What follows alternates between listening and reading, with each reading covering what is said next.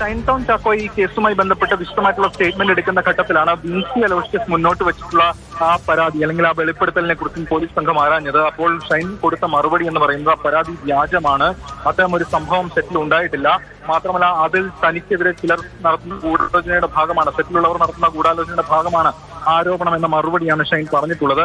നേരത്തെ വിൻസി വ്യക്തമാക്കിയിരുന്നത് അല്ലെങ്കിൽ വെളിപ്പെടുത്തിയിരുന്നത് വെള്ള പൊടി പോലുള്ള ഒരു വസ്തു ഈ സഹതാരം അതായത് ഷൈൻ തുപ്പുന്നുണ്ടായിരുന്നു, മാത്രമല്ല ലഹരി ഉപയോഗിക്കുന്ന അടക്കമുള്ള കാര്യങ്ങൾ ഉണ്ടായിരുന്നു എന്നടക്കമുള്ള കാര്യങ്ങളാണ് പറഞ്ഞിരുന്നത്. മാത്രമല്ല മോശമായി സംസാരിച്ചു എന്നടക്കമുള്ള കാര്യങ്ങളും ബോധിപ്പിച്ചിരുന്നു. ഇതിലാണ് ഇപ്പോൾ ഷൈൻ പോലീസിനോട് ഇക്കാര്യങ്ങൾ പറഞ്ഞിട്ടുള്ളത്. മാത്രമല്ല ആദ്യഘട്ടത്തിൽ ചോദ്യം ചെയ്യലിൽ കൃത്യമായിട്ടുള്ള മറുപടി പറഞ്ഞിരുന്നില്ല, പിന്നീടാണ് അന്വേഷണവുമായി സഹകരിക്കാൻ തുടങ്ങിയത്. അതിൽ പറഞ്ഞ കാര്യങ്ങൾ ഇപ്പോൾ ഏറെക്കുറെ വ്യക്തമാണ്. അതിലിപ്പോൾ FIR-ന്റെ പകർപ്പ് കൂടി പുറത്തേക്ക് വന്നിട്ടുണ്ട്. അതിൽ പറയുന്നത് രണ്ട് പ്രതികൾ ഈ കേസിൽ ഉണ്ട്. ഒന്ന് ഷൈൻ ടോം ചാക്കോ ഒന്നാം പ്രതി, രണ്ടാം പ്രതി അഹമ്മദ് മുർഷാദ്. ഷൈൻ്റെ ഒപ്പം മുറിയിൽ ഉണ്ടായിരുന്നയാളാണ് അഹമ്മദ് മുർഷാദ്. ഈ രണ്ട് പേരാണ് ഇതുമായി ബന്ധപ്പെട്ട് പ്രതികളായി വന്നിരിക്കുന്നത്. അതിൽ തന്നെ ഈ പ്രതികൾ അവിടെ വച്ച് മയക്കുമരുന്ന് ഉപയോഗിച്ചു എന്ന കാര്യം ആണ് പോലീസ് സംഘം വ്യക്തമാക്കുന്നത്. ഗൂഢാലോചന നടത്തുകയും മയക്കുമരുന്ന് ഉപയോഗിക്കുകയും ചെയ്തു.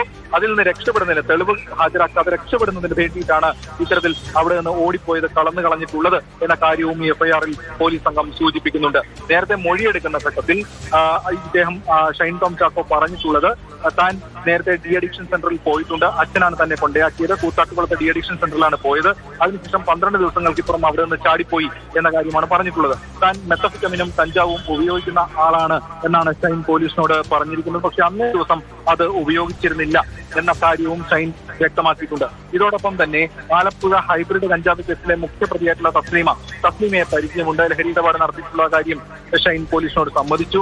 ഇതോടൊപ്പം തന്നെ ആണ് മറ്റൊരു വിവരം കൂടി പറഞ്ഞത്. ഷജീർ ലഹരി വിതരണക്കാരനാണ്, പോലീസ് തേടി നടക്കുന്ന ഒരാളാണ്, ഇയാളിൽ നിന്ന് ലഹരി കൈപ്പറ്റിയിട്ടുണ്ട്, ഇയാളെ മുൻപരിചയമുണ്ട് എന്ന കാര്യവും ഷൈൻ ബോധിപ്പിക്കുന്നു. ഇത്തരം കാര്യങ്ങൾ കൂടി പോലീസിന് മുന്നിലേക്ക് വരികയാണ്. എന്തായാലും ശക്തമായ നടപടി ഇതുമായി ബന്ധപ്പെട്ട് പോലീസ് ഇപ്പോൾ സ്വീകരിക്കും. തുടർന്നും ഇതുമായി ബന്ധപ്പെട്ട ചോദ്യം ചെയ്യലുകൾ ഉണ്ടാകുമെന്ന വിവരമാണ് ഏറ്റവും ഒടുവിൽ ലഭിച്ചത്.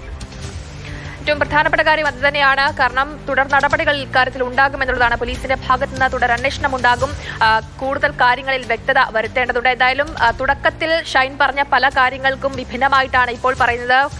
ഡാൻസർ സംഘത്തെ കണ്ടുകൊണ്ട് ഭയം നോടി എന്നടക്കമുള്ള കാര്യങ്ങളാണ് പറയുന്നത്. രതീഷ്, അവിടെ നമ്മൾ പ്രധാനമായിട്ട് നോക്കേണ്ട ഒരു കാര്യം, ഒരു ഷൈൻ ടോം ചാക്കോയെ പോലൊരു സെലിബ്രിറ്റി ഇപ്പോൾ ആരെങ്കിലും കണ്ട് ഭയം നോടിയതാണ് എങ്കിൽ തന്നെ അത് ആദ്യം തൊട്ടടുത്തുള്ള പോലീസ് സ്റ്റേഷനിലല്ലേ പോയി പറയേണ്ടത്, അല്ലെങ്കിൽ തന്നെ അത്തരം കാര്യങ്ങൾ അദ്ദേഹത്തിന് ചെയ്യാമായിരുന്നു. അതൊന്നും ചെയ്യാതെ 3 ദിവസം മാറി നിൽക്കുന്നു, പിന്നീട് പോലീസ് സ്റ്റേഷനിലേക്ക് ഹാജരാകുന്നു, ആദ്യം പോലീസിന്റെ ചോദ്യങ്ങളോട് നിസ്സഹകരണം കാണിക്കുന്നു, പിന്നീട് പല കാര്യങ്ങൾക്കും മറുപടി പറയുന്നു, താൻ ഇത്തരത്തിൽ ലഹരി പദാർത്ഥങ്ങൾ ഉപയോഗിക്കാറുണ്ട് എന്നടക്കമുള്ള വെളിപ്പെടുത്തലുകൾ നടത്തുന്നു, നേരത്തെ ഡി അഡിക്ഷൻ സെന്ററിൽ കൊണ്ടുപോയ കാര്യങ്ങൾ പറയുന്നു, പല ഡ്രഗ്സ് ഡീലർമാരുമായും തനിക്ക് ബന്ധമുണ്ട് എന്ന് പറയുന്നു, അവരുമായിട്ടുള്ള ഇടപാടുകളെ പറ്റി പറയുന്നു. ഇങ്ങനെ പല ചോദ്യങ്ങൾക്കും ഷൈൻ ടോം ചാക്കോ മറുപടി പറഞ്ഞിട്ടുണ്ട്. ഇപ്പോൾ നേരത്തെ കഴിഞ്ഞ ദിവസമൊക്കെ നമ്മൾ കണ്ടതാണ്, ഷൈൻ്റെ പിതാവിനോടുള്ള പ്രതികരണമൊക്കെ നമ്മൾ തേടാൻ ശ്രമിക്കുമ്പോഴും വളരെ ലാഘവത്തോടുകൂടി കേസൊക്കെ ഞങ്ങൾ എത്ര കണ്ടിരിക്കുന്നു, അതിനുശേഷമല്ലേ അഭിഭാഷകനെ വിളിക്കേണ്ടത്, ഓലപ്പാമ്പ് കാട്ടി പേടിപ്പിക്കേണ്ട എന്നടക്കമുള്ള കാര്യങ്ങളൊക്കെ പറഞ്ഞത്. പക്ഷെ ഇപ്പോൾ മകൻ പറയുന്ന കാര്യങ്ങളെല്ലാം ഈ പിതാവ് കേൾക്കുകയാണ് എങ്കിൽ പല കാര്യങ്ങളും ഇനി അദ്ദേഹവും മറുപടി പറയേണ്ടതുണ്ട്. കാരണം